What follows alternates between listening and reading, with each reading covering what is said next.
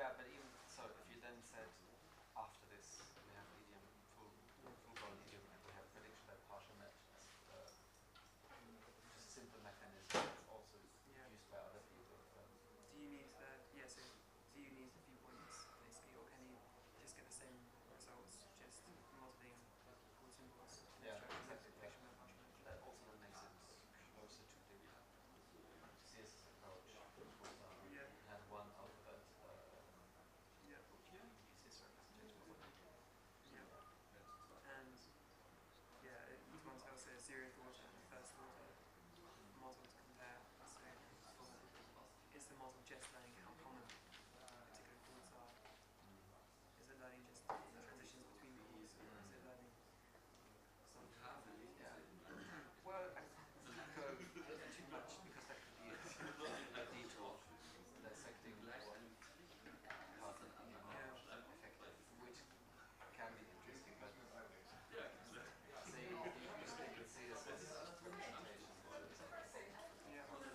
then it partial matches would forget about part and then see how far you progress all that.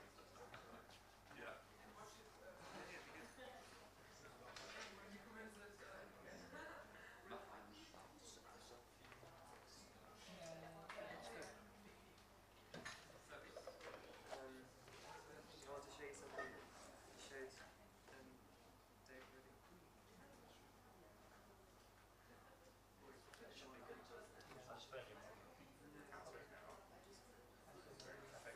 That's great. Yeah, I'll turn the volume when you're on. Oh,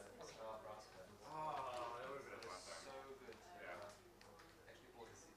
Really? Wow. Not bad. Where is the chair? Just not here yet. Yeah, I know. We ended up getting caught up in the whole like, oh, let's go to this bar, let's go to that bar, let's go to this bar, and then I hated it. Yeah, I know, me too. So Manu and I was like, Manu, we're going to this one. And we just walked downstairs and left and then tried to get a real Peter in. Okay, well, we have You make a model and you predict abracadabra with it, and you get this is PPM. Oh, really? Yeah. Yeah, it's quite easy to do. Yeah, exactly. Yeah, use that. It's also a good way of selling your package. Yeah, good idea. If somebody So has it's a refreshing seeing this voice, instead of But I mean, it's like this. with that, that's the highest level. No, that's fine. Emacs kind of Yeah.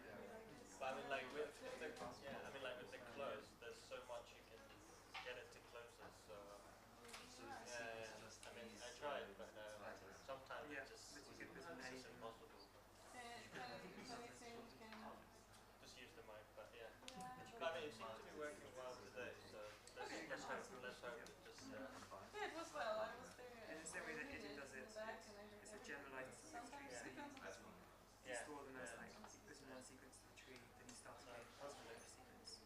So they don't concatenate a sequence, it's just like observing new sequences from scratch.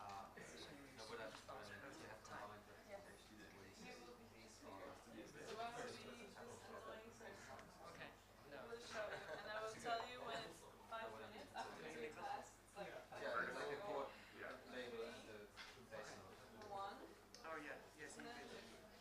Ideally, This could be several letters. when you see this, Oh, I see. you finish your Then why not? sentence. Okay. Unless, Yeah. well, we still have Just use questions, but there will be less time for questions. Yes. But if you want to, then Are you Cherry? Yes, I'm cool. Yeah, hello. and that's a good idea to use as representation. Nice to see you too. I was waiting for the chair.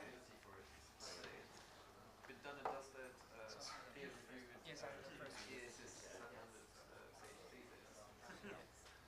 Yeah. Although, we might use PPM style.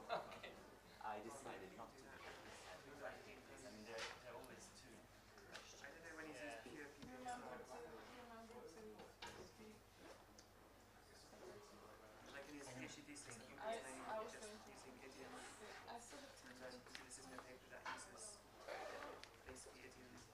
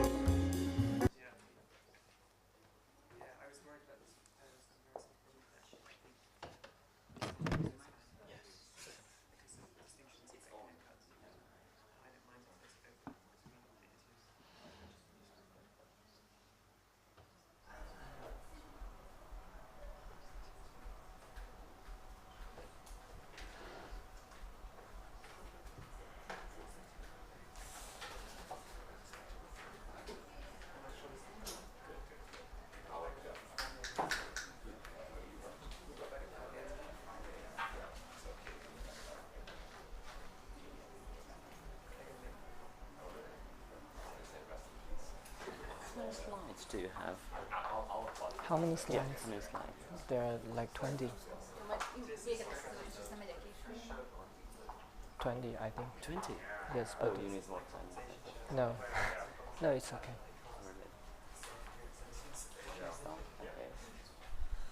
Hello and welcome to this musical skills session today, at the last day of the conference.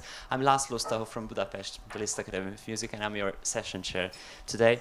And please give a very warm welcome to Hsin-Rui Lin from Hanover.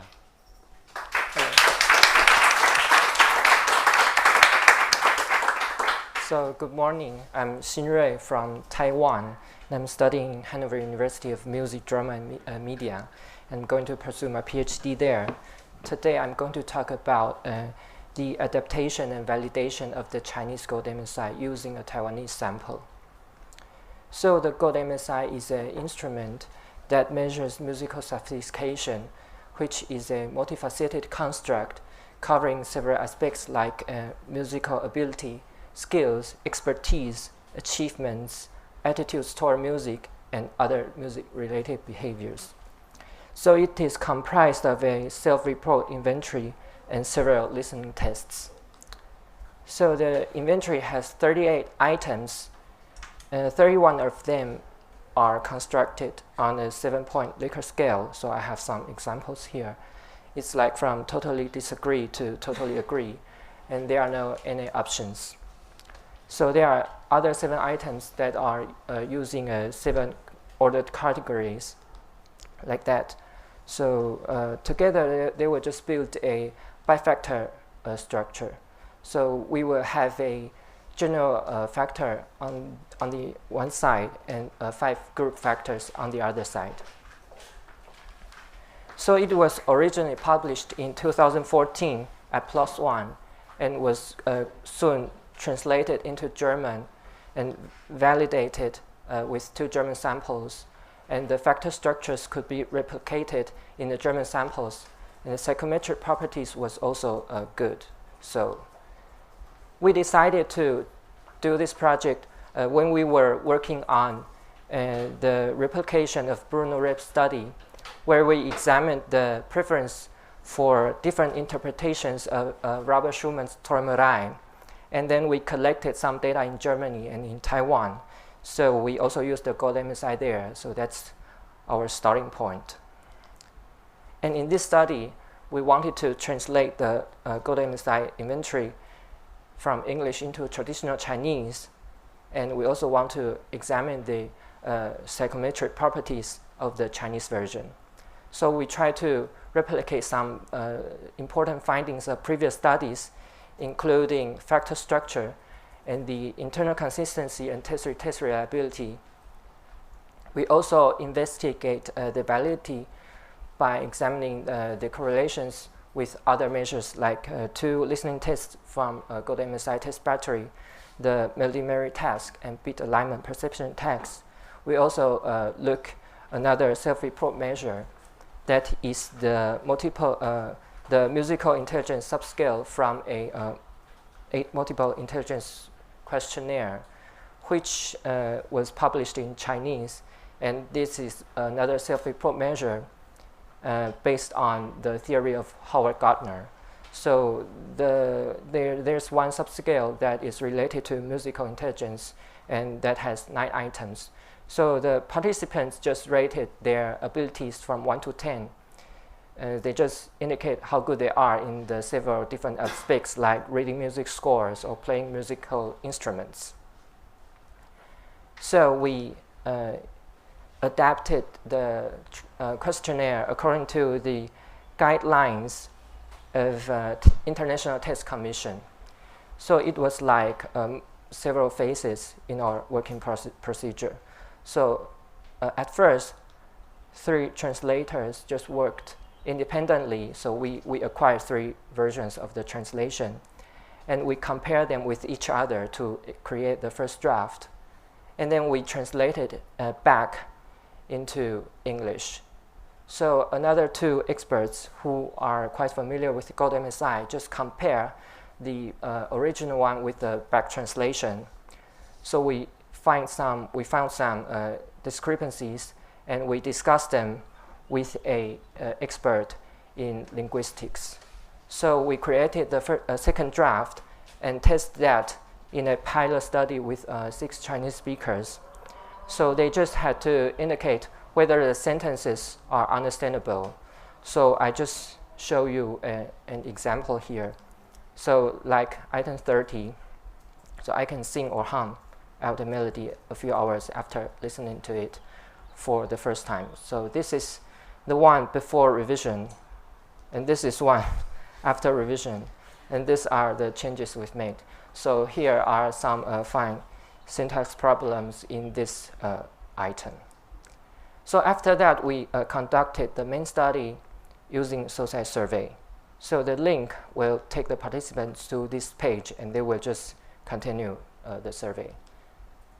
So first, we collected demographic variables and socioeconomic status, that is the educational level and occupational status. And then we have the Gold-MSI inventory, and also this musical intelligence stuff. And then they started with either a melody memory task or a bit alignment perception task, and they could do one, or they could also do both. In the end, they would get some feedback in terms of their test scores in the listening tests and the Gold-MSI. And they also had a chance to register for a second survey, and if they did so, they would receive the link after 2 weeks. So in the end, we had like more than 1,000 cases for our first survey, and more than 100 for the second one. And still a lot of people completed the listening tests, so the data set was quite good. And we had like more female participants than males, and the sample age was like quite young. So the first result here, you can see that we basically replicated the factor structure. The fit indices here, so yeah, so they are basically good. So the RMSEA and SRMR are under 0.06, so which indicates a good model fit. But the CFI and TLI didn't really exceed the suggested level of 0.9. But actually, I would have to say a lot of personality questionnaire have not achieved this level either. So I think it's somehow acceptable. So I'm moving to the reliability. And so we see here the alpha and RTT of Gold-MSI factors. So they're basically quite good. I mean, it's like mostly over 0.8 or 0.9 sometimes, except for the factor 5 emotions is like 0.7, but it's also acceptable. But for the values here, it's like not so high like the Gold-MSI factors, but I still would say it's acceptable in considering that the tests were really quite short. So we see here the correlations between the Gold-MSI and other measures. So it's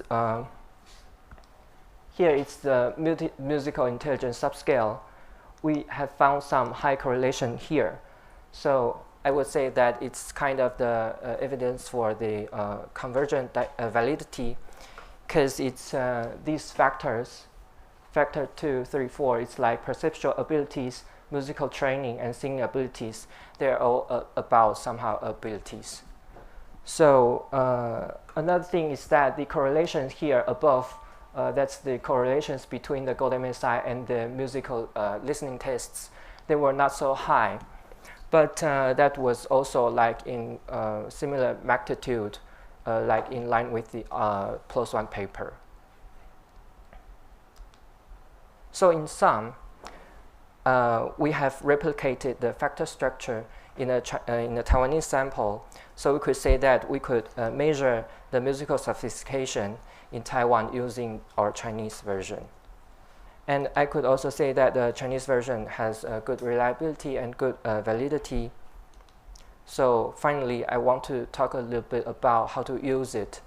So we validated for Taiwanese sample, but I think it could also be used for other Chinese speaking areas, like in China or in Singapore or in Hong Kong. But to do this, you will have to convert the text into simplified characters.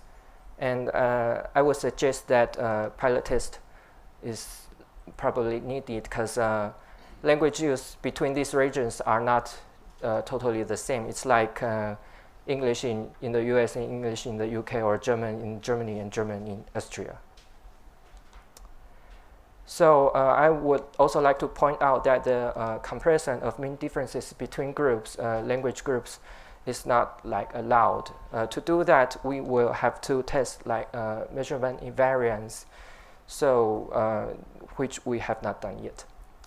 And we provide the use we provide a percentile norm, and we encourage people to use them, especially when data are collected from samples using different language versions. So, thank you.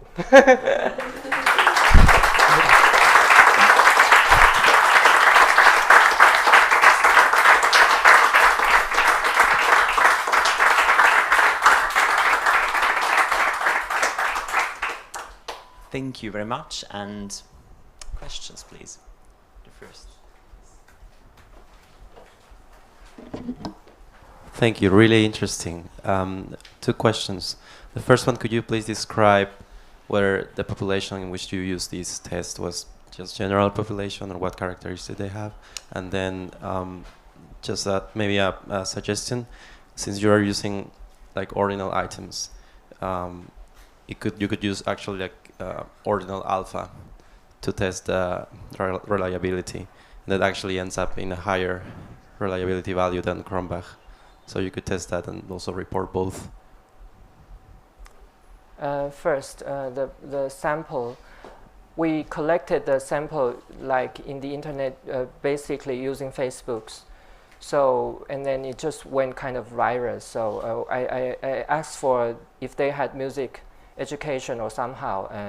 Only 10% of the sample had completed study in the music university or conservatories, or working in some music relevant areas. So I think we could say that it's a general population. And thanks you for your advice. We could do that.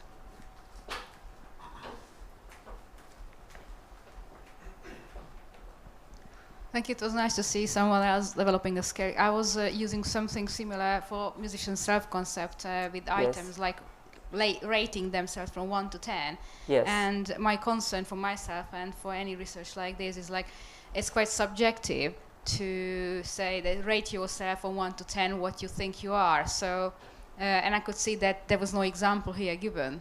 That, you know, people may say equally 5, but objectively, maybe as an observer, someone would rate them differently. So it's very difficult. How would you make sure that if they say they are 5 on 1 to 10 scale, actually everyone is about really 5, objectively observed?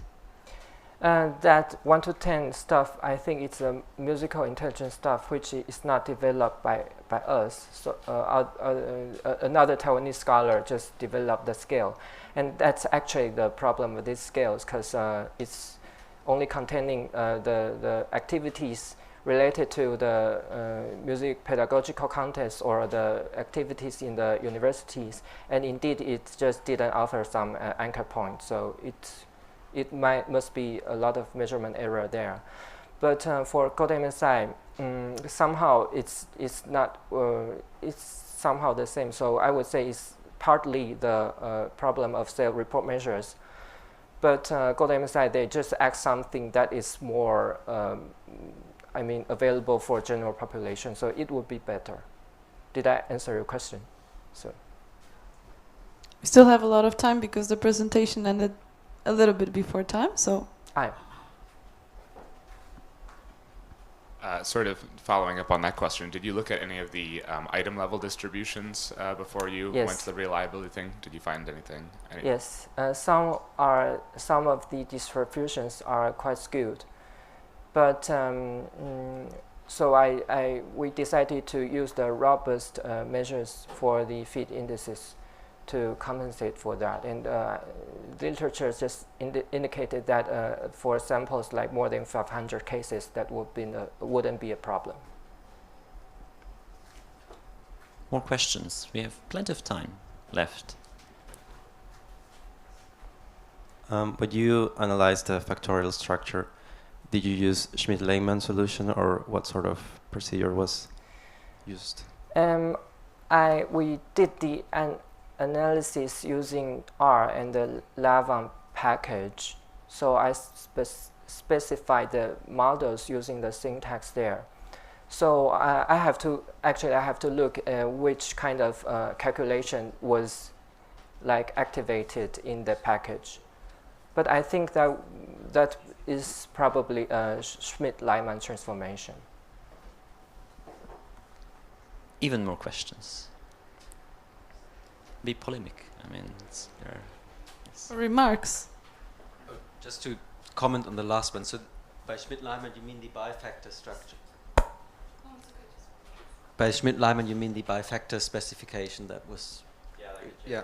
But I think you tested all 4 that we had in the original paper, and the Schmidt-Langman came out as... But I think the question, I could not answer it because there are indeed different kind of methods for bifactor models to get the indices. There are different estimate methods, indeed. So we will have to check the manual for the Lavang. Okay.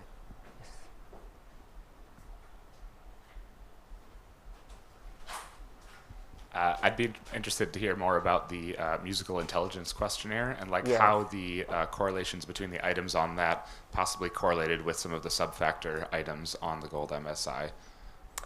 You can go back to the slide if you want. We did not check for the item correlations, but I'm not so sure if it would be interesting. So could you just say why it is interesting? I guess I'm just interested from like a latent variable perspective in terms of like what it's sort of like underlying, measuring, because you're presuming that some sort of thing that all the items are sort of like loading on is something, and to sort of say that it's musical intelligence is somehow separate from like general sophistication. It was just like from a theoretical standpoint. Yes, but the indicators that in the multiple intelligence subscale is really like reading music scores, or if they are able to compose or to transcribe some melody onto the score. So that's things I would say is kind of like musical training, and it did indeed show the highest correlation here. So did I answer that somehow? Thank you. Thank you. Thank you very much for all questions.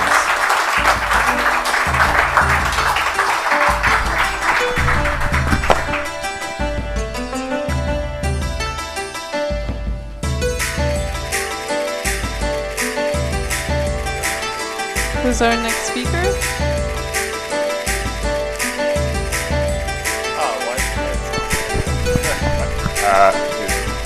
They're probably on the other.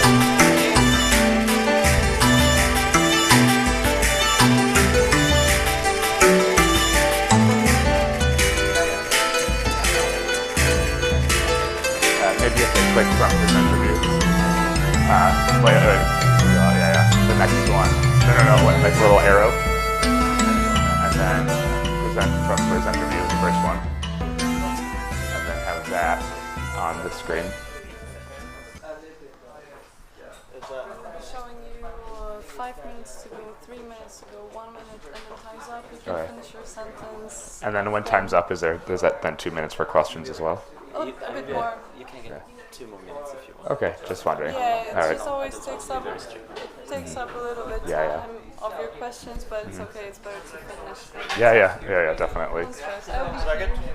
Yeah, just making sure that this lines up. Okay. Yeah, thanks.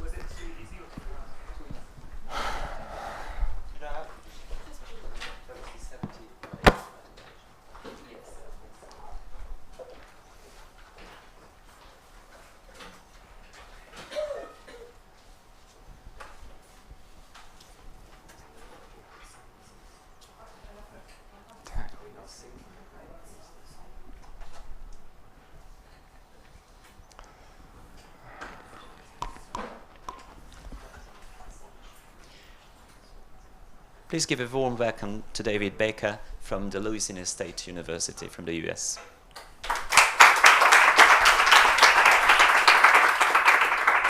Hello, everyone. My name is David Baker. I'm a PhD candidate from Louisiana State University. I'm going to be talking a bit about an experiment we ran last year, which also uses the Gold-MSI, so we can continue a conversation about factor fits and all that kind of stuff. So I have a lot of data, and I also, I guess we can get going. And I practiced this talk very quickly, because I thought I'd have 10 minutes, but I guess it's like 12 or 13. So if I start to talk quickly, just like make us a sign. So before I get going, I want to say that at LSU, we're trying to be much better about like transparent research practices.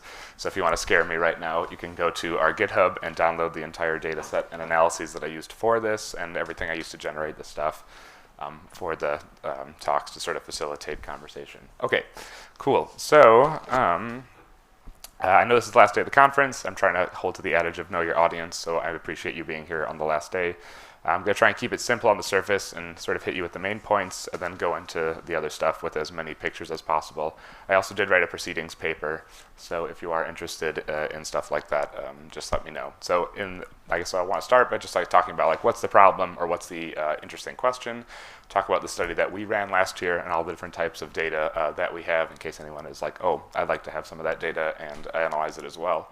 I'd be interested in talk about replicated findings that we have, and then some new stuff, and then, again, hit you with the main points right away in a very Daniel Mullensiefen fashion. Talk like what this talk is essentially, the big take-home points that working memory capacity is able to predict a lot in terms of the musical perception tasks, and then a larger question about are we actually using sort of musicianship and these latent variables to do these tasks. So, in terms of what's the problem, like music and cognitive ability has a very old history. So going all the way back to 1984, Charles Spearman was interested in incorporating measures of music that loaded onto his sort of general factor, so that it sort of goes, it's been around for quite some time, but I won't belabor anything relating to the Mozart effect and debunking and stuff like that to this audience, but I'll kind of jump straight to it. So here's a picture of Mozart in the LSU music lobby, thinking about maybe what this relationship is like. So what's the deal with music and cognitive ability?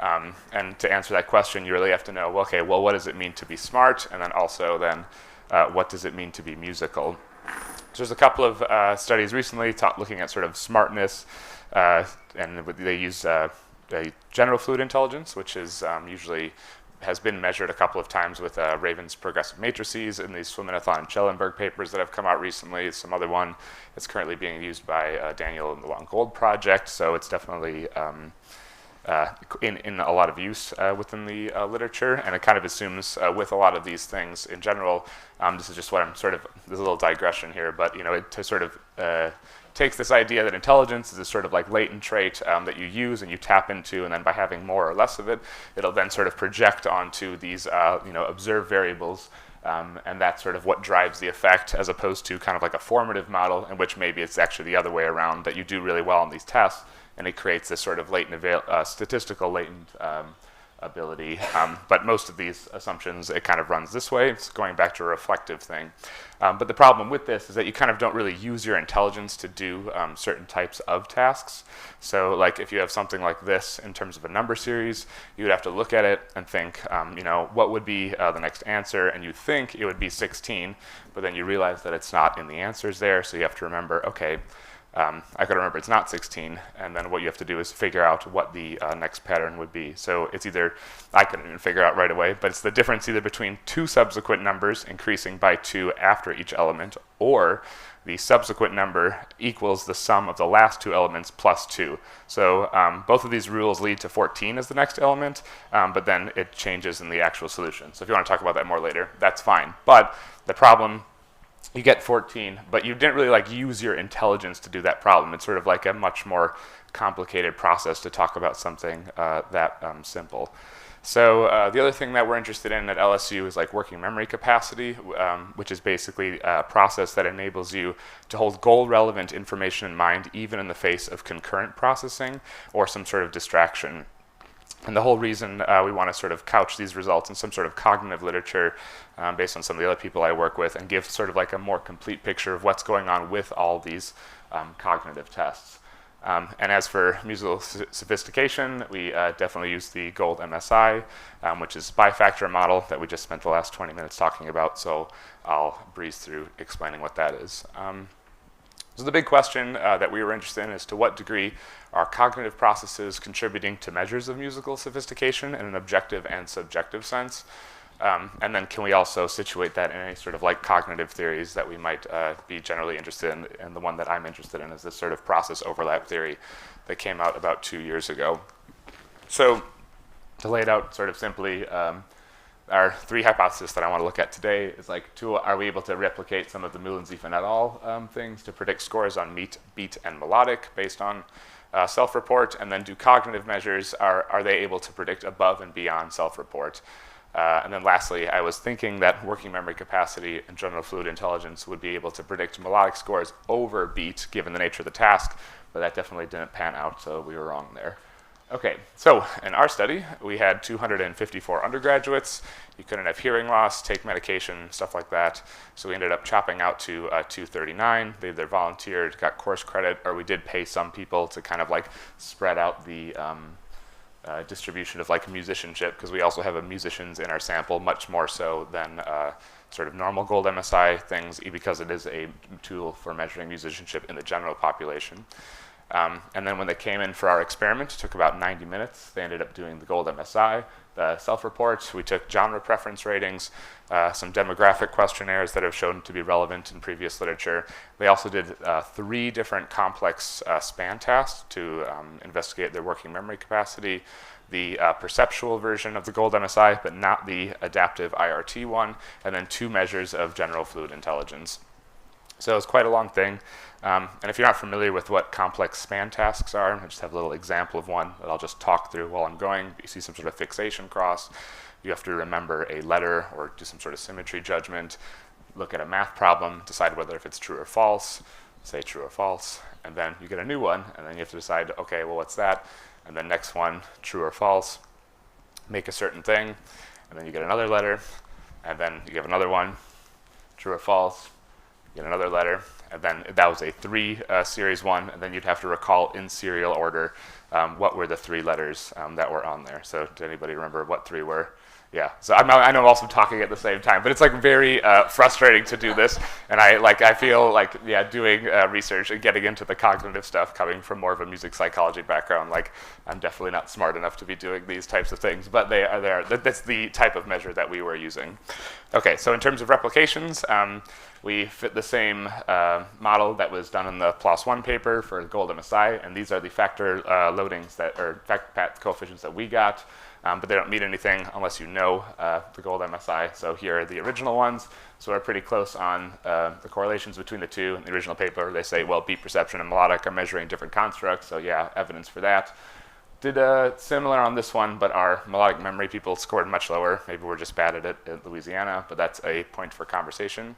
And then in terms of the new stuff, when asking the question if melodic cognitive measures could predict above and beyond perceptual factors, we essentially wanted to create this measurement model, like do a confirmatory factor analysis based on like kind of what we theorized the relationship might look like, and then do some structural equation model building, just like you would kind of build like a hierarchical like multiple linear regression. So in our model, we had 3 latent variables: general musical sophistication, working memory capacity, and general fluid intelligence. I did the CFA also in Lavon, and I note that, yeah, the latent variables are standardized as we're going. So it doesn't matter if you can't see the things now. You can read the paper or just download the whole thing.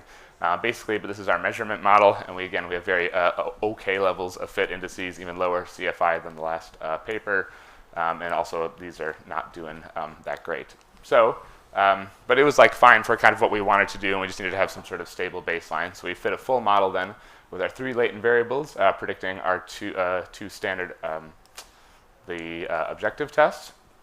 And basically, you can sort of see the fit indices, and I'll remind you that according to Tabachnik and Fidel, if that's what you want to use, CFI indices should be around 0.95 or higher, RMSEA below 0.06 or 0.05, and for Tucker-Lewis index, which is the last one, the closer to 1, the better.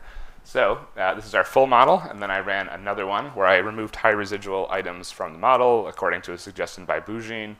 which is a textbook I was using to sort of help myself learn all of this. And then what we wanted to do is remove all of the self-report Gold-MSI items from the model.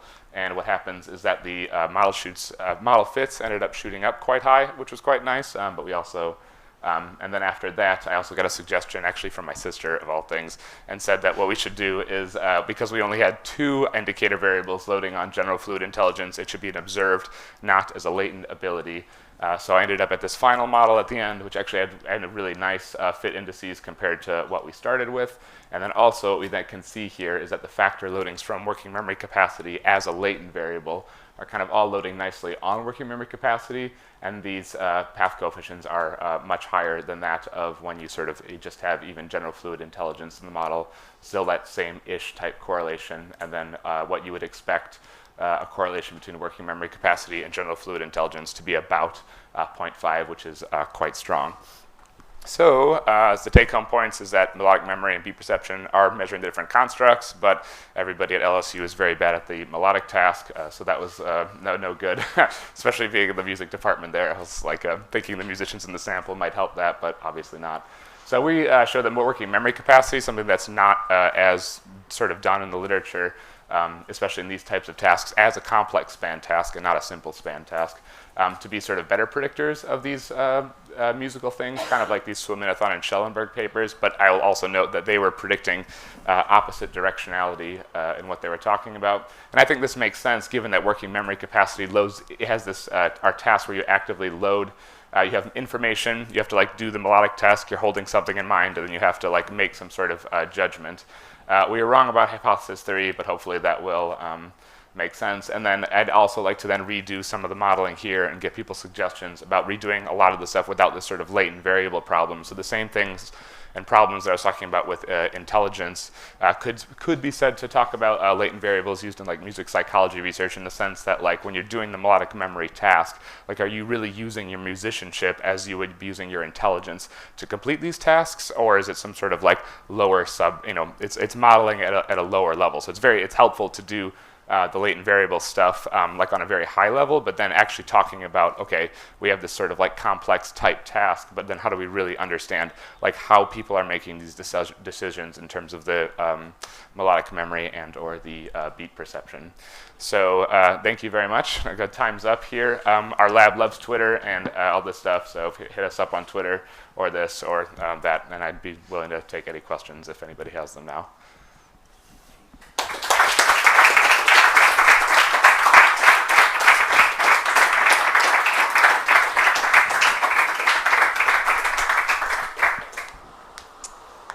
It's yours. How about questions?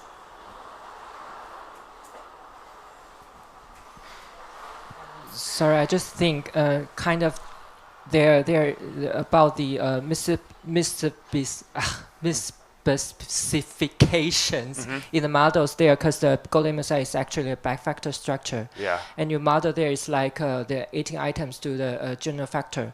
So there is actually other residual variance that should be explained by the group factors there. Yeah. So that could be actually a big source for the misfit. Oh, the misfit or the are you talking about the loading from the melodic? Misfit. So yeah. it would just lower the CFI also. Yeah. So that could also and it could also explain why you the fit just get better after you remove the whole Gold-MSI stuff. Yeah. Yeah, just adding to that, that is actually very valid. So the general factor is computed across all 38 items actually. Only that in the +1 paper, for graphical reasons, we only put regression lines to 18. Yeah. Did you, as an alternative, did you try to use just the sum score, so not include the measurement model, but use the sum score? Of the I did not do that, because I remember like talking ages ago about this, and I tried. So I have all of the items loading into it from the thing. But if you download the thing, you can just swap it out and rerun it with that. But I'd be more, that'd be interesting to try out and just do a sum score thing and see what happens. Yeah. Because it's curious that the general musical sophistication factor is less predictive than tasks that are unrelated to music. Yeah, I mean, I guess I would sort of argue, and like I've clearly drank the Kool-Aid of now the people I've been working with the last 3 years, and that like this is sort of like a very domain general process that would then contribute to your ability to do this, as opposed to some sort of like latent variable that you know what I mean. So like it's yeah, but I definitely would play around with this before we want to submit this off for something, and like really iron out all the possible kinks that would come out of this. I mean, the other thing is that the general sophistication is self-report. The other 3 are tests. So if people were really bad on the day or something, that would affect the 3 tests, but probably not the ratings on the questionnaire. So that could be potential confounder there. Yeah, definitely. Or vice versa. Thank you. Any questions here? Can you put on the mic a bit more louder? Hi, thanks for the talk. I was just wondering, because we're also doing a lot on working memory. So you chose 3 working memory tasks that were rather complex, right? Because most people do like digit span, backward, forward and stuff. Could you comment on why you chose these 3, and maybe get back to the slide and just tell a little bit about the 3? Because I think you gave one example, but I was not sure about the others, I think. Whether I knew them. I don't know. Is it on? Oh. So you can sort of see them from here. Okay, so first we end up picking complex span tasks as opposed to simple span tasks, because in the modeling what we want to do, the idea is that if all of these things necessarily do reflect some sort of construct that's like believed to exist, like working memory capacity as a system, they should you'll have all these sort of separate things, and then when you run them as a latent variable, the idea is like the noise that's task specific to this, so they're not all using math, some are using symmetry, one of them is using a tone thing, that washes out, and then you're left with some sort of individual difference parameter that's able to do that. So if you use like a simple span task, it's more like kind of like pre-knowledge that you come with it dependent, if it's like working with numbers or something like that. So our idea is to like introduce more stuff into it and then boil it down from there. And then I forgot the second part of the question was, talking about the nature of the task. Yeah, so the symmetry, so in this one, we had a symmetry span task in the sense that you have to like look at this grid on a paper or on the screen and decide whether or not it's a symmetrical figure. And then what you end up doing is, I think in this one, you have like these arrows in which you have to click in terms of like a spatial array, and they're all quite difficult tasks, but that's just, so we don't have any floor or ceiling effects. And it also aligns with all the literature with the Emily, who I works with as well. So that's a big part of it as too. There's time for one more question. Before the end of the word, sorry. Yes. Any remarks, maybe? Feedback? I don't. Okay.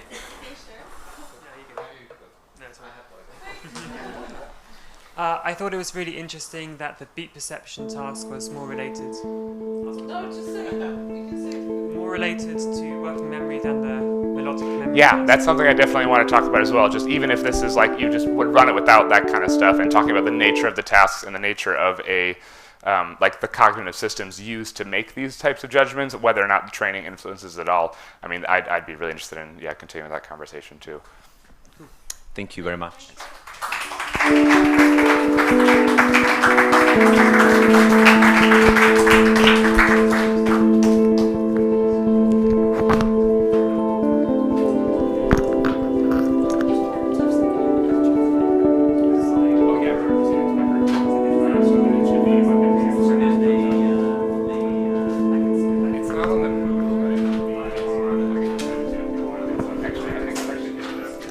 And this is with for light.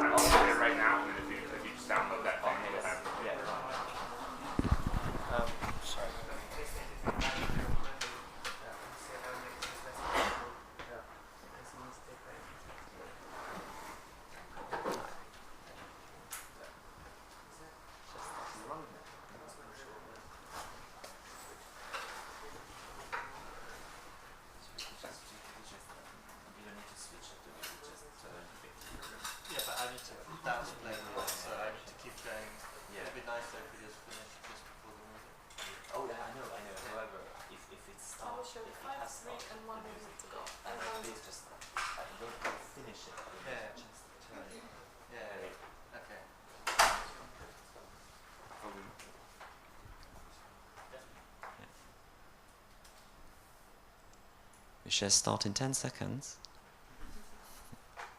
7, 6. Our next presenter is Blanka Bogunovic from the University of Arts at Belgrade. Well, hello, everyone. I am professor of psychology. I teach musicians, and therefore is my interest for this theme that, in fact, lies in, I think, in the field of applied psychology of music. These days, when I was talking to some people, they were asking me why this theme and why. So I thought perhaps you will also have this question. Because sight reading is a very important skill or ability. That's also a bit discussion about. But it is important for high achievements and also for career because of auditions that ask for sight reading skill. Good. And also I noticed that when I was talking with students about this, that they were always ambiguous. Yes, am I good, am I not? And then also they were thinking that they were, during their education process, they were not taught systematically how to do very good sight reading. And also some researchers of graduate students always says that they think that they didn't, that education didn't pay enough attention to this building up this skill. So how I started is that, in fact, there are scholars that did research, and then it is completely clear that sight reading is a cognitive activity at the first place, perceptive and motor. And I made some kind of hierarchy in a sense of how wide these cognitive processes or perceptive or motor are. But what I thought it's not so much researched, and that interests me, is how is that connected or related to non-cognitive factors. And basically in psychology, this personality, motivation, and ability are always three very complex factors that are connected to efficiency in any kind of learning or performing any kind of task. So I thought, let me think of it. This is our sight reading activity in the intersection of these three big fields. This time personality is in focus. And I was watching not for all longitudinal through specialized music education, but I here refer to that it's built up through long-term music education. So theoretical background, I thought this is appropriate, self-regulated learning and practice as one point. Then sight reading, concerning sight reading as a self-regulated performing, personality dimensions and self-evaluation. So it's a kind of interdisciplinary approach of these four fields of music and psychology. Also, why personality? Because some studies that I did also and with collaborators showed that, in fact, some personality attributes or traits, they have to do with successfulness in general in performance. So, for example, is that more successful students were more sensitive on conscientious, having better control of emotions and behavior, or that higher neuroticism can also a bit diminish self-confidence, and that these students are feeling less successful in music performing. Also that vulnerability to stress can affect self-efficacy, so perceiving oneself as being less successful. That was what we found out. That also that those who are more efficient have better stress reduction, higher concentration and memory. So it was somehow clear that there is something. So I thought, well, let me now see what is there specifically. So this is aims of study. Here the first is to sight reading as in a framework of self-regulated activity. So these are the phases. I was investigating strategies. So in a previous research, we gathered some 74 sight reading strategies that were sorted to these phases. And then now was factor analysis made to see which strategy are characteristic for each phase. Then personality dimensions, and of course second aim is what is the relatedness, and the third is the self-evaluation, self-efficacy and enjoyment, and how that refers to personality and also strategies that are used. So research methodology sample students of Faculty of Music. They played piano as a major or minor because the questionnaire that was given was mainly referring to piano playing because it was referring to using both hands.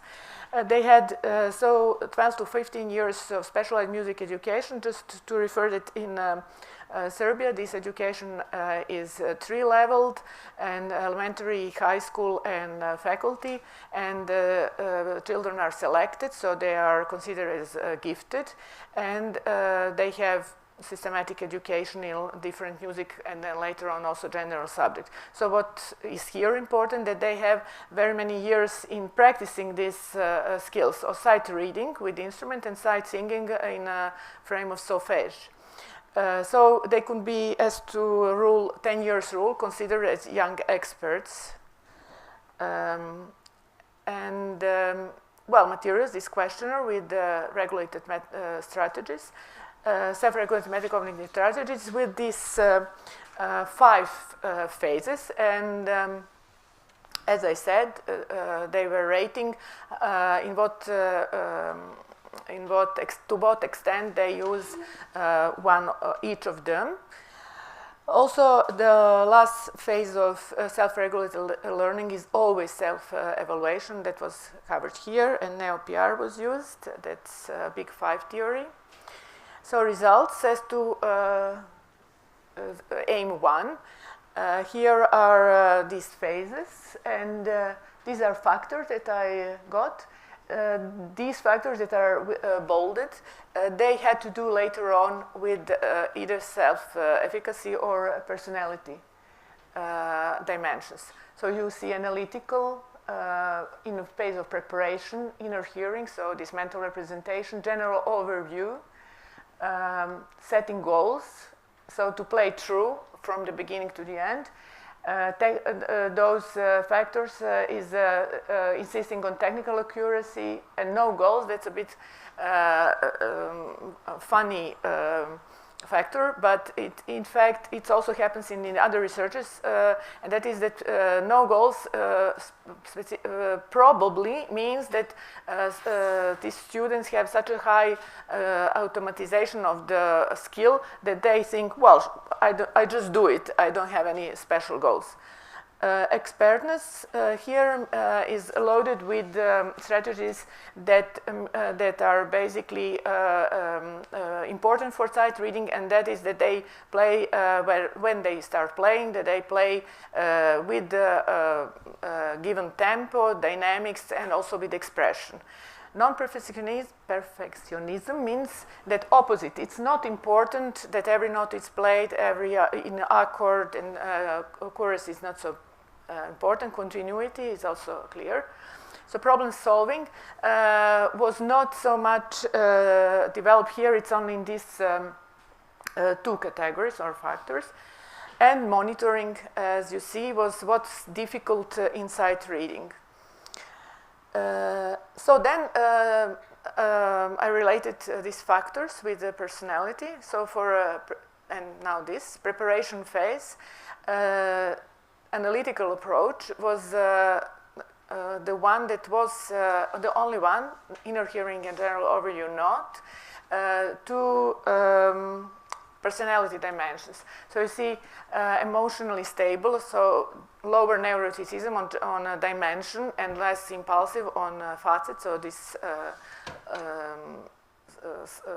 facets as an element of the dimension, extroversion, better control of excitement, agreeableness, conscientiousness, you see, striving toward competence, achievement, dutifulness, discipline, deliberate thinking. And all these facets, and also conscientiousness, is also typical for musicians because of the nature of the profession and demands that are put in front of them. So setting goals, to play true and both no goals, that I think it's automatization of the task, striving for achievement,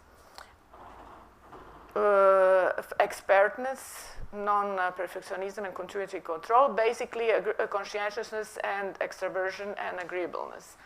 And now this self-evaluation, that's also interesting. So people or students who think that they are very good in sight reading, they have general overview, expertness, they don't insist on perfectionism, and they have no problem to readability of the complex text in any way. And for them, complex harmony is not a problem. Also, they enjoy to play through to expertness going on, and also chunking. So they enjoy, in fact, in high mastering, that in their skill that is highly mastered, with personality, extraversion, conscientiousness are important. That's also a bit interesting that enjoyment is related to less deliberate thinking. So they think less and, so to say, play more with more enjoyment. So discussion and conclusions. I thought that this concept of self-regulated performing is okay, that results show that. As to enjoyment and self-efficacy, that in fact bigger picture is important, and the mastering of this complexity, that's characteristic for those who think they do better. Continuity control, and that in fact again we come to that cognitive processes are important, and then a perception and awareness of that goes well. Makes people be self-assured, and then it has to do with the motivation. It's for preparation, performance, and monitoring. And personal factors that, in fact, all these traits are focused on emotional balance and control in performing tasks. So that's very much important, and that personality and motivation are intertwined and also important. On the right-hand side, there are those who are important. What is theoretical implication that it is necessary, this holistic approach, that it's not only important what happens in a cognitive, but how this how this cognitive part is embedded, integrated into a personality, because we had to see a musician as a whole.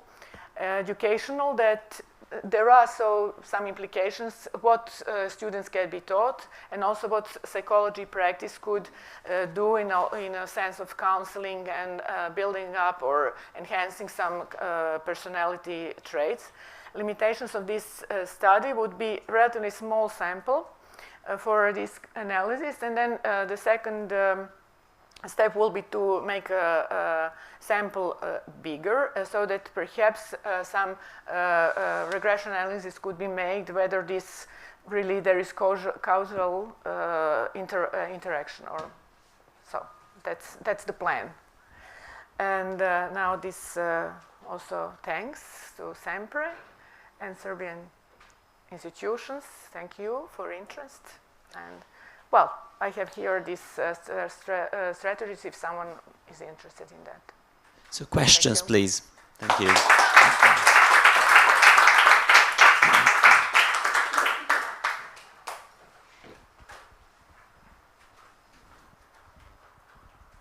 Hi, thanks for this research. I found it a bit curious that you didn't find a correlation with inner hearing, because if I remember correctly, then in the work by Kopitz and Lee, it was the most important factor that you could rehearse. So the ones before that were like weird finger speed things that I didn't completely understand.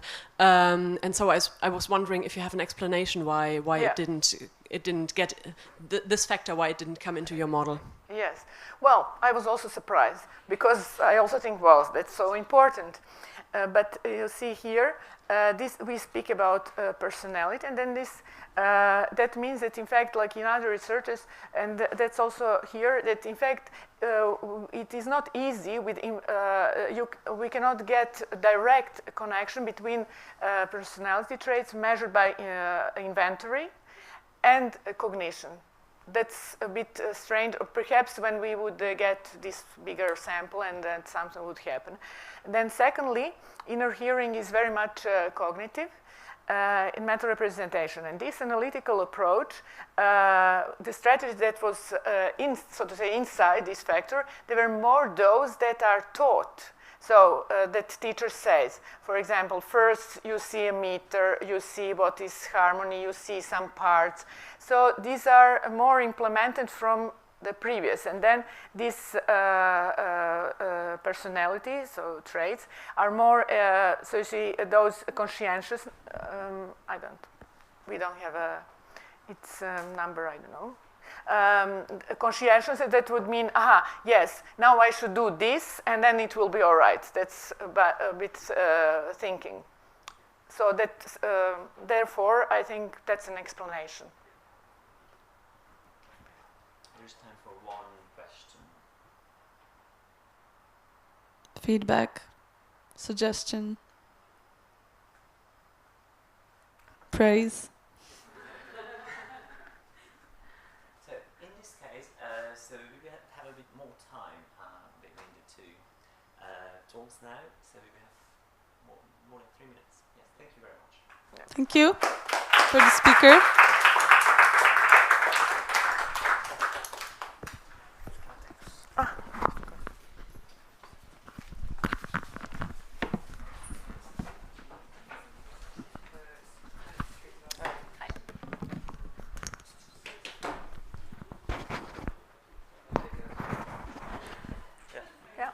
Can I put it in your pocket? Yes, or sure. Clip it? I don't know.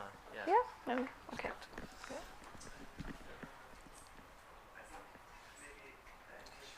And yours is The this one. the second one, yeah.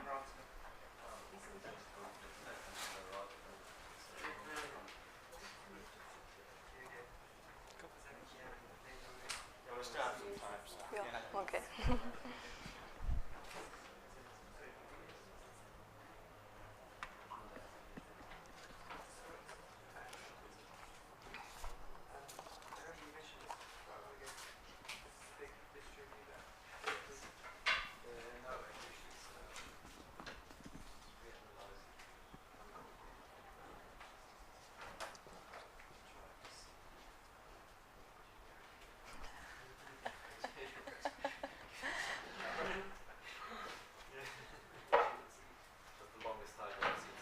Yes, yes.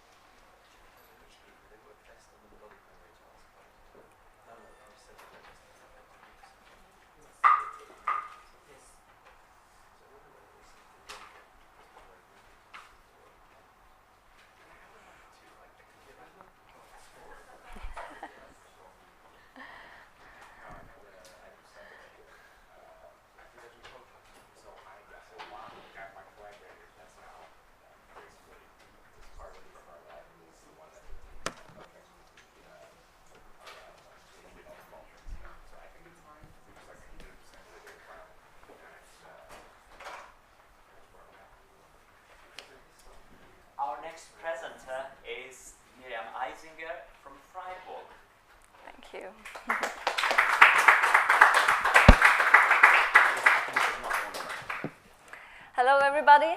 I'm going to talk about the relationships of theory of intelligence and theory of musicality with several factors of musical development. First, I will explain the theoretical background of this study. Theory of intelligence and theory of musicality are part of implicit theories. Implicit theories are schematic knowledge structures that include specific beliefs regarding the inherent stability of an attribute, as well as a set of general principles concerning the conditions likely to promote personal change or stability. Implicit theories can change during a long period.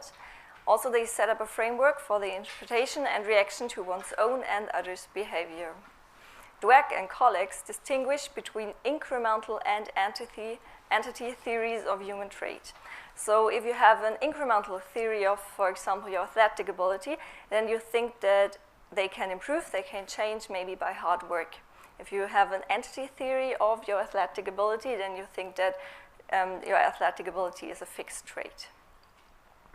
People have different theories of different attributes, and categories are, for example, the theory of intelligence, the theory of athletic ability, the theory of moral character, or the theory of musicality.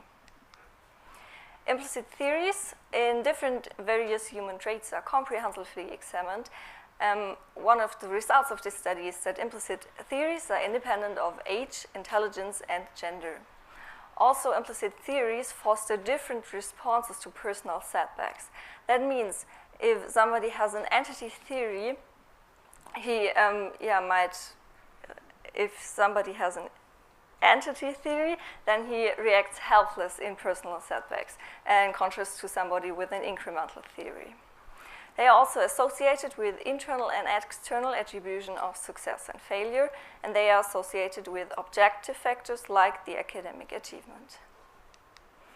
Although there are many studies which consider theories of human traits in categories like athletic ability or intelligence, there are less studies about the theory of musicality. And in this context, Miriam and colleagues developed a scale to assess the theory of musicality based on the theory of intelligence by Dweck and colleagues. The results of this study show that theory of musicality and theory of intelligence correlate high with each other. Also, theory of musicality and theory of intelligence are related with the personality dimension conscientiousness and the factor overall academic achievement. So now that I've introduced you to the theory behind the theories of human traits, I will present the aims of this study. The first aim is to analyze relationships between various constructs related to musical development from 3 subsequent but independent waves of data collection to replicate results found by Miriam and colleagues. And the second aim is to determine to what degree the level of concurrent musical activity has a direct influence on overall academic achievement and to what this is mediated by the theory of musicality. Based on previous literature, we assume that theory of intelligence and theory of musicality correlate substantially. We also assume that theory of intelligence and theory of musicality are independent of non-verbal intelligence, and that theory of intelligence and theory of musicality are related with the overall academic achievement and social and academic self-concept. Our fourth assumption is that theory of intelligence and theory of musicality relate with the variables of musical activity, so musical training and concurrent musical activity. And we want to check if theory of musicality acts as a mediator between the concurrent musical activity and overall academic achievement. So next will be the methodological approach as well as the results. The sample consists of students from 3 secondary schools in southeast England. As you can see, the sample size increased from 308 students in 2015 to 573 students in 2017. In the first year, all students were female, and the mean age is about 14 years. Across all the 3 years, the same survey instruments were used, including a cognitive test with the help of the matrix reasoning IQ test, musical activities, attitudes, and the academic performance was assessed with the help of the general school grades as they were reported by the schools. Special feature of this study is that the theory of musicality questionnaire was changed between the year 2015 and 2016. The first version is based on a questionnaire for theory of intelligence by Dweck and colleagues. It has 3 items which are all positive for an entity theory of musicality. And the second version is based on a theory of athletic ability questionnaire by Biddle and colleagues. It has 4 first-order factors of stable, gift, learning, and improvement, and these compromise 2 higher-order factors, which are entity and incremental beliefs. So the first table shows that theory of intelligence and theory of musicality correlate substantially with an effect size between 0.198 and 0.525. And as you can see, the entity theory of intelligence correlates positive with the entity theory of musicality and negative with the incremental theory of musicality.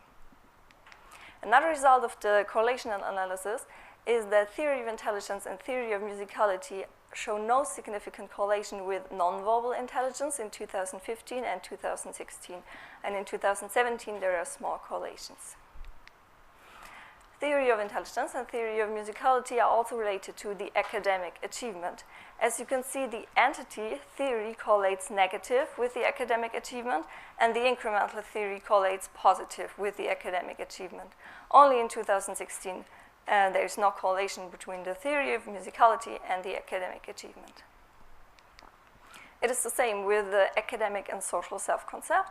A high value of a social or academic self-concept correlates so a high value of a social or academic self-concept correlates positive with an incremental theory and negative with an entity theory.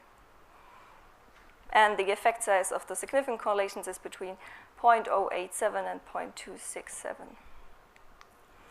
This table shows the correlations between musical training and concurrent musical activity with theory of musicality and intelligence.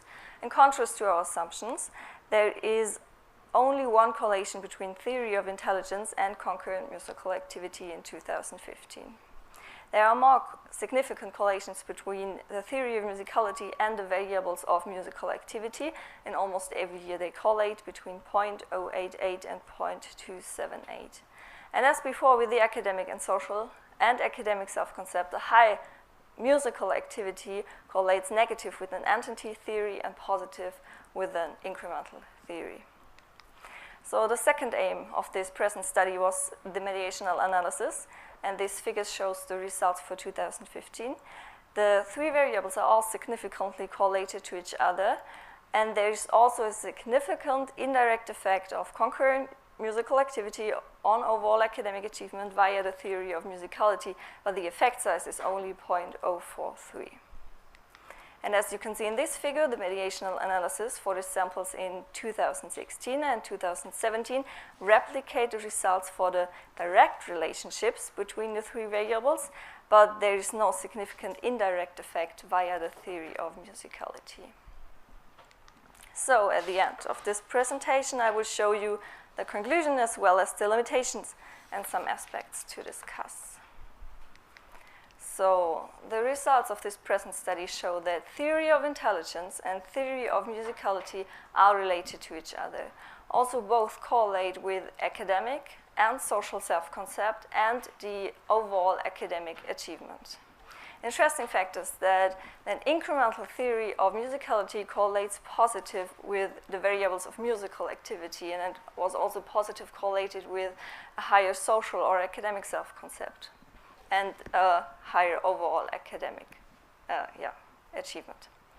And the mediational analysis showed that theory of musicality acts as a mediator between concurrent musical activity and overall academic achievement, but there was only an indirect effect in 2015, and the effect size was very small.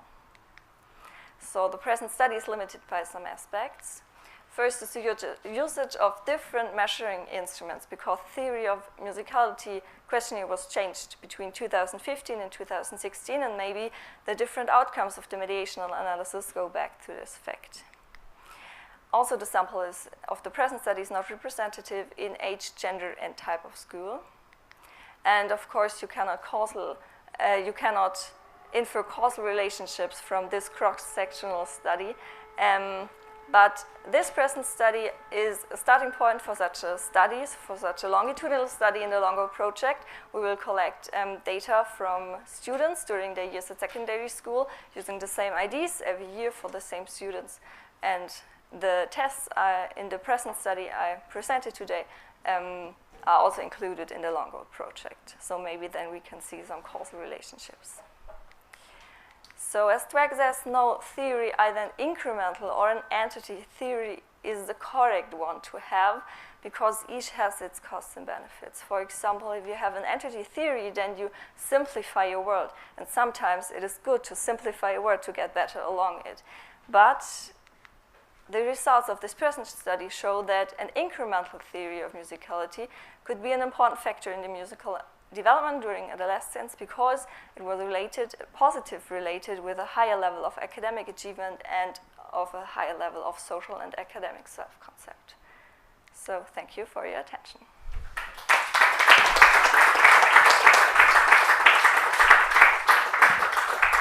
We have a lot of time left, so we hope there will be many questions. I was just wondering if you know of any literature or even have data on like socioeconomic status of like your schools and how that might relate to theories of like entity versus incremental things, and if you could then split that either by country, because I know there's stuff with the other countries with the Long Gold project, and how that might sort of fit into models of theories of ability, I guess. Yeah, so in this study it was not included, but in the Long Gold project we will include some of these measurement instruments, yeah. Also, for example, I remember item, if the parents are, if they are musicians or if they sing a choir or stuff like that, and we will all include it. So the Long Gold project, the test battery is much bigger than what I presented today.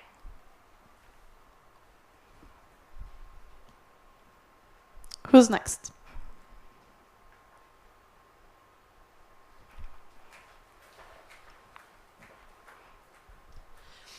I'm wondering if a person can both have an entity and an incremental theory of themselves. And I'm just thinking aloud because I wonder if this might be that makes gifted children special because they believe in their innate talent, but they also experience how much they can achieve when they practice a lot. What do you say? So if you have these factors, then you think, okay, you have an incremental or an entity, but it's kind of in the middle of it. And also there's a Likert scala, so you have a score. And you also have, like I said, different theories in different categories. So for example, maybe someone thinks, okay, intelligence is a fixed rate and I will not change this, but my musical ability I can improve. So although they correlate, you can also have different, yeah.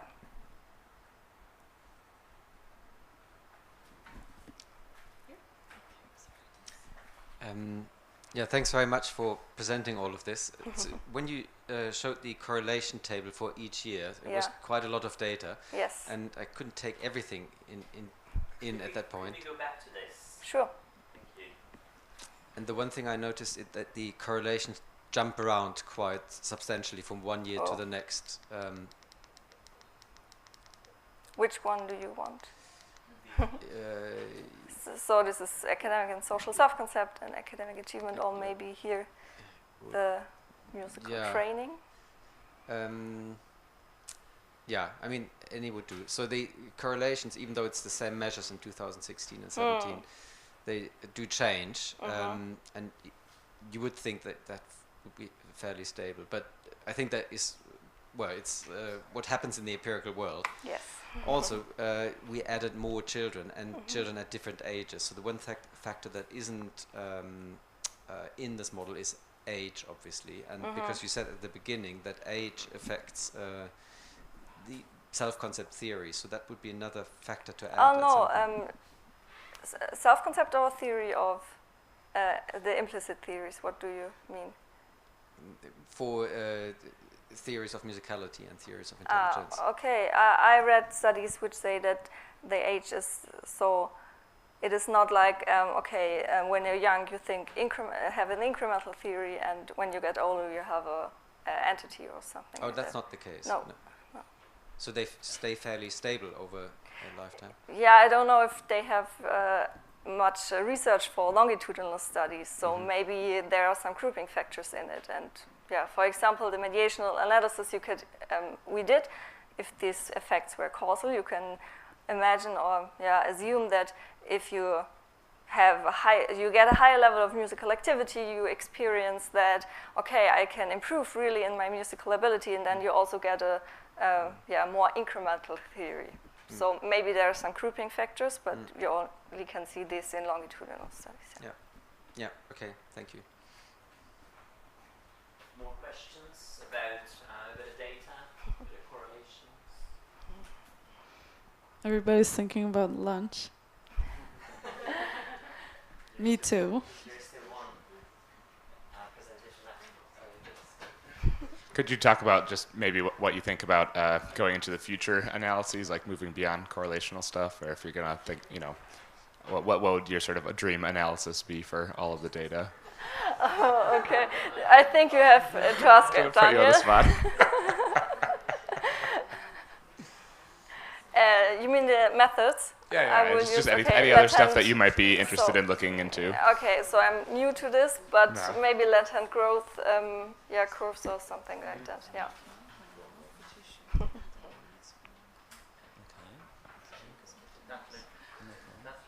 Yes? Just time for one more question, if you want. Maybe could you, if I may, could you reflect on the sizes of the correlations? I mean, they're not too high. No, they're not too high. I mean, but yes. So I think they replicate the results in the first study they did with these correlations, and in this kind of research you don't have that high correlations, and there are so many variables who covary. Yes, so right. Yeah, okay, it's maybe the measures. It's up to the measures. Maybe, yeah. Yeah, absolutely. Thank you very much for your attention.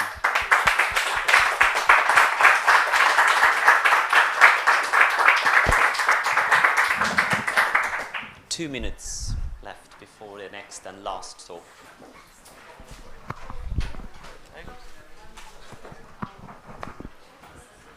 Go on. Sorry. That's okay. Do what you need to do.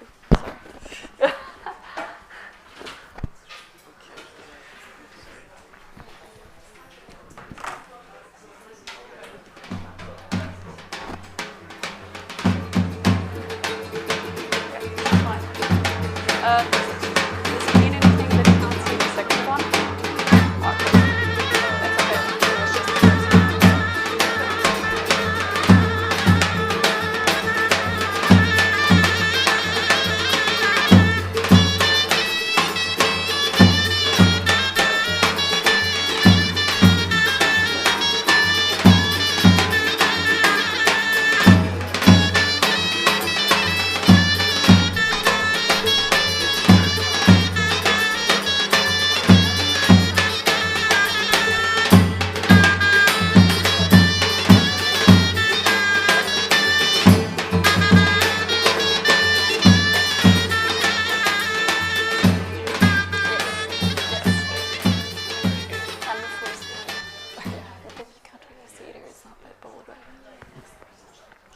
Center of Systematic Musicology, actually, so who's organizing this whole thing? Yes, so you're from the part of the organizers almost. Yes.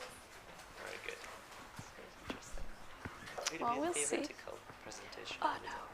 It's quite okay, it's very big. Yeah, it's even with 2 studies, so we'll see if I can make it fit in. Yeah, but no I problem. wanted to present like the new things as well. I'm happy to give you 2 or 3 more minutes if you want. Okay. No problem. Perfect. So if I'm showing you that thumbs up or something like that. Yeah, that's fine.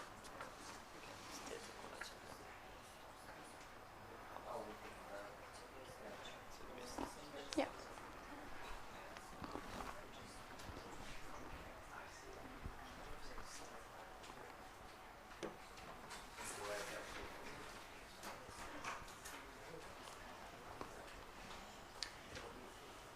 a warm welcome to Sabrina Turker, from here, from the part of the organizers, Graz, who will talk about the neurobiology of language learning ability and musicality. Hi, thanks.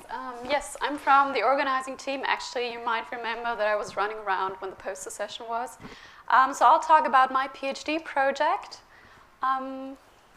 And I'll actually try to present if I can make it fit in, so I'll talk as fast as the other presenters did, and present actually 2 experimental data sets. So we conducted 2 different studies with kids on the one hand, or kids and teenagers, because they were a little older than kids, and also with adults. And the core concepts we investigated in these studies was language aptitude, its relation to musicality, its relation to working memory, and as a uniting factor somehow auditory cortex morphology.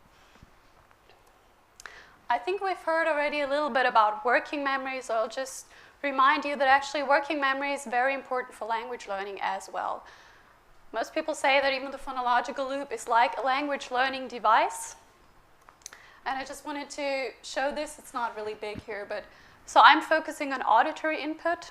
So that's the part of language learning ability we are focusing on, which is also at the core of working memory, so phonetic memory and auditory input processing. Not all of you will be familiar with what language aptitude is, because I had language aptitude up there and I had language learning ability somewhere else. So people use these terms interchangeably. So language aptitude is the high innate potential for learning foreign languages. That's the term we use.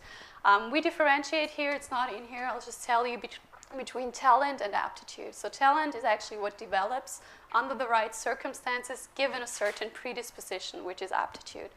And the newest model, or the newest, you see it's from 1988, model that has been accepted is that actually language aptitude consists of 3 core components, like 3 subparts.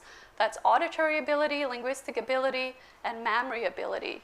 And these 3 actually relate to input processing in the brain, central processing, and output processing. And I'm focusing on the first component. I think I don't have to tell you too much about the relationship between language and music, because I think most of you are familiar with the many similarities the 2 share, from syntax to both the human universals. They often are accompanied by one another. We've heard something, I think 1 or 2 talks were about tone languages as well. So we have languages that actually are based on rhythm, on tone, and melody. And we also have singing, which is like the ideal combination of music and language. And it goes so far as that some people even argue that language is a special subform of music. You would ask why? So I really like this theory because it's really interesting. They say that kids actually, when they learn their native language, they do not really learn like letters and simple sounds and what they mean, but they actually learn like the rhythmic units. And so it's actually like learning music. So why would there be a difference between the 2? So a lot of studies have actually found that language, music, on the neural level, but also on the behavioral level, are very much related. So musical training leads to better speech sound perception.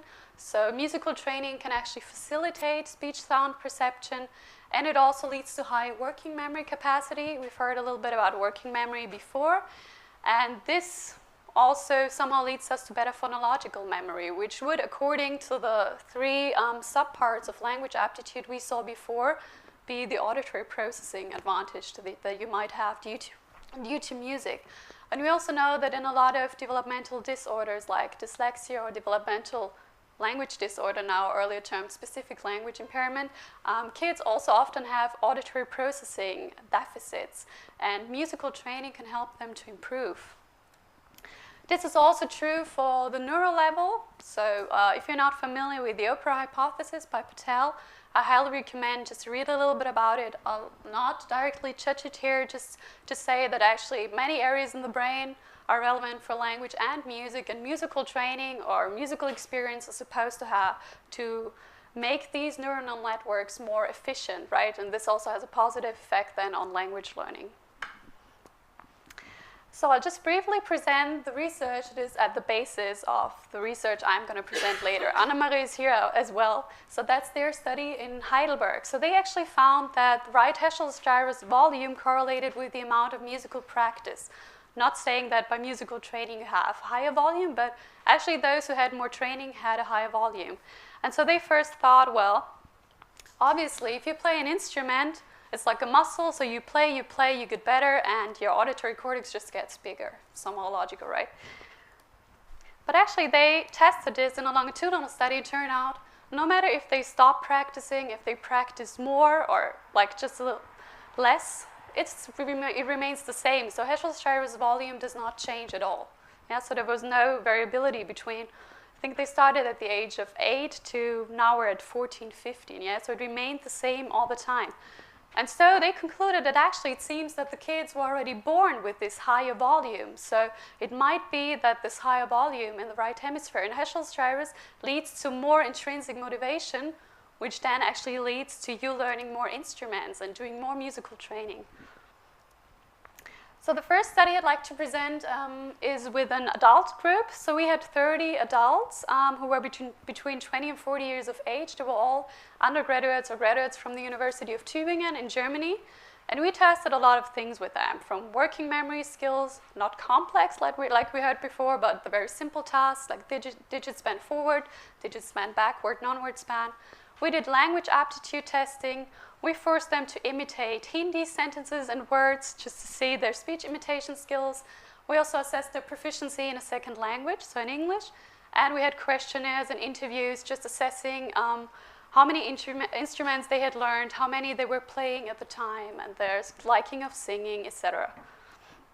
And what we did as well was we took their MRI scans, so the structural scans, the T1 scans, and we applied a manual segmentation procedure that actually helps you to cut out the auditory cortex of these individuals, so the superior temporal gyrus.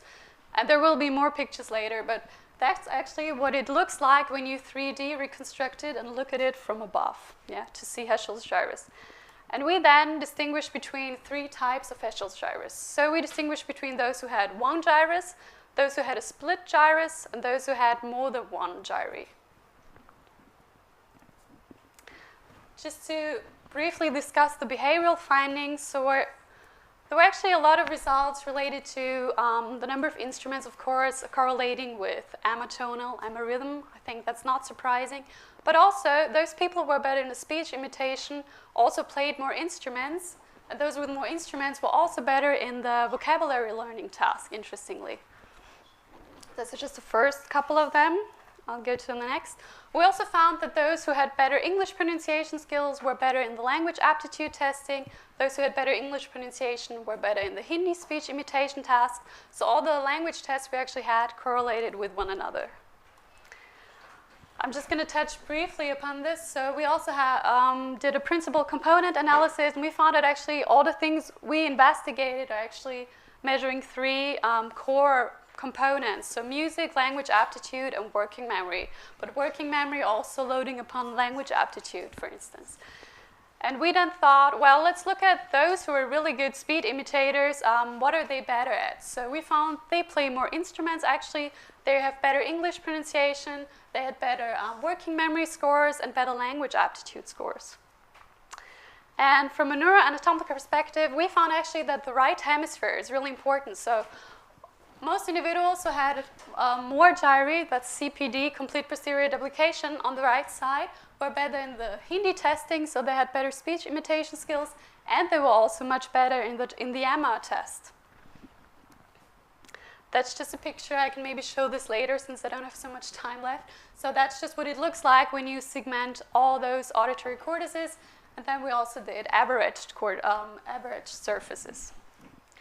Okay, to get to the child study, so we actually did this in the time of the longitudinal study, so the kids were part of the longitudinal study. We're wearing these weird things because that's in front of the MEG scanner, where you have to wear these clothes to get in. And so we had 41 kids. We did the same tests with them, but we replaced the language aptitude test, which is suitable for adults, by one that is also suitable for kids. So we found, interestingly, it's not that bold here, but language aptitude correlated highly with working memory, not surprising, and also with the speech imitation, but we did not find anything with music. I'll come to this later. We also looked at those in the LAMA test, so this language aptitude test. Those who were better, they also were significantly better at school. So they had better grades in English, better grades in German. They were better speech imitators. They had better working memory scores, but not better musicality, so not better AMA scores. In this time, we had to differentiate between 4 types. We also did it with the 3. It was also significant. But as you will see in this picture, it's actually mostly due to the multiple gyri. So in the adult group, there were only few people who had more than 2 gyri in the hemispheres. So we did not differentiate between 2 and 3. But in this case, those with higher aptitude also had more multiple gyri, but only in the right hemisphere. So there was nothing in the left hemisphere to see. To get to the discussion, so what is clear from both studies, there's really a strong link between working memory and language aptitude. We also know, so people have even gone as far as to say there are theories that language learning ability is actually just working memory. So you just need good working memory to have good language learning skills. I wouldn't agree with this, but obviously it's still very important. In the adults, we found that the number of instruments heavily loads on language aptitude, and interestingly, the number of languages did not. So we did have no correlations whether people had 2 or spoke 2 or 6 languages. They were not better in any of the tests, not even in English pronunciation, language aptitude, nothing. Those with better results on the language aptitude tests, as I said, played more instruments, and they also had higher scores on the musicality tests. And we had more complete gyri in the right hemisphere in the adults with the Hindi speech imitation and the AMA test. And in the kids, we only had this with the language learning tests, so not with the musicality. And this was kind of surprising because the link between music and language is established, right? So everyone knows they do interact. So we actually thought that with the kids it was more difficult. They were between 9 and 17, but most played 1 instrument or 2. So there's not really so much difference you can investigate. So this might have an impact on that. And also with kids younger than 12, 13, the AMA test is not that suitable. So the results are not that stable. So this could have had an influence on that as well. And to conclude, we argue actually that the auditory cortex, for sure, it's not only the auditory cortex, right? So the auditory cortex is like a starting point, which may actually functionally, structurally be important regarding connections to other regions in the brain, also for auditory processing. So it can heavily influence subsequent language learning processes. And this is why also language and music may interact on this level. Thank you. Is it already?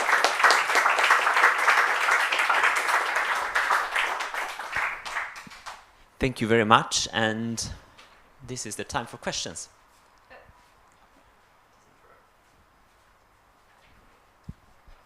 Thank you for your talk. I think it's really interesting.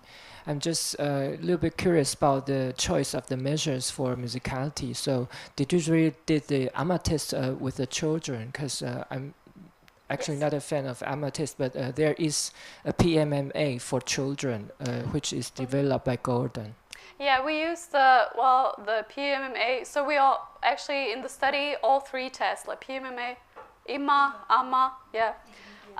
We tried because you want to have like 1 group, so we tried to use as soon as the kids were like 11, 12, the AMA test. But we also have to say that the kids were already coming for the 3rd or 4th time. So they had done the AMA test like 3 times before. The results were kind of stable already. But yes, with the younger ones and before that, they had always used the PMMA.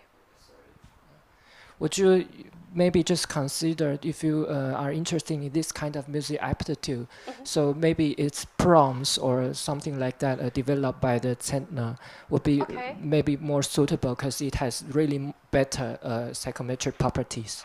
And it is also available as short form. Thank you. Yeah, we'll think about that. Before that, so we only had the AMA, unfortunately, this time, but before that, so the other studies, because it's been going on for so long, they also had like musical practice indexes and everything. So there was a larger variety, and we could only take into account the AMA and the number of instruments and their like for singing, because that was the only thing available for everybody at that time. Yeah, thank you. Yeah, thanks very much.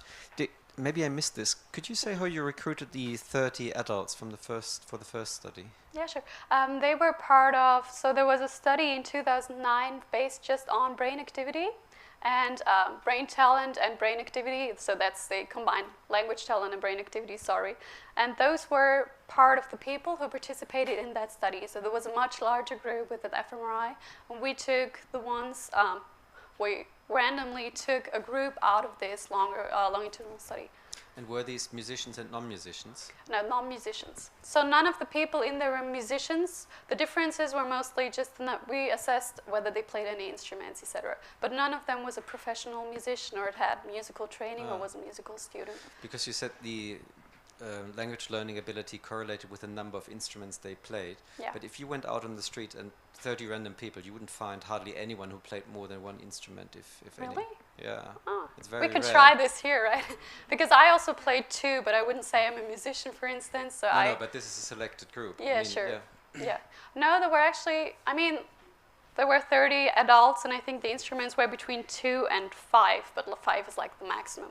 But I think it's also similar with the languages, right? Because there were between 2 and 6 languages. I mean, find someone who speaks 6 languages. It's like a lot, right? So it might have been coincidence that there were some with 4 or 5, but they were not recruited just for that purpose. So. Were they based on self-reports? I mean, if they speak 6 languages, all right. Well, we did not assess whether they would really speak those languages all fluently, of course. That would be time-consuming, but yeah, to take that into account, yeah. Yeah.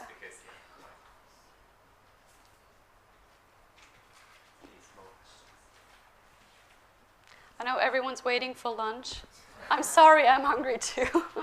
I was wondering if it would be interesting to also test absolute pitch possessors and whether they might have a benefit in learning language, such as especially like tone languages, whether that might have an interesting result. Yeah, that's actually really interesting. I mean, Anne-Marie presented something similar. So we actually said, so the kids and also the adults, they did this absolute pitch test as well, but it's just not part of my PhD. That's why I'm not presenting the results. But they actually did this. And so we did only Hindi and an artificial language. So that might be not related to that. But with those kids, we also did the MALT app, which was developed by a colleague of mine. And they tested 13 different languages, including Mandarin, Tagalog, and all kinds of languages, perceptive and expressive skills. So yes. That would definitely be interesting. Thanks. Thank you. Maybe one more question. Last. Yeah, I was just saying that I was glad to see that the backward digit span correlated, I think, with some of the measures that more of the aptitude measures, which is maybe worth talking about after this in terms of like simple versus complex, and then like seeing. Yeah. It was very. I was happy to see the working rate capacity stuff coming out like that. So yeah, thanks for your talk. I appreciate it. Thank you.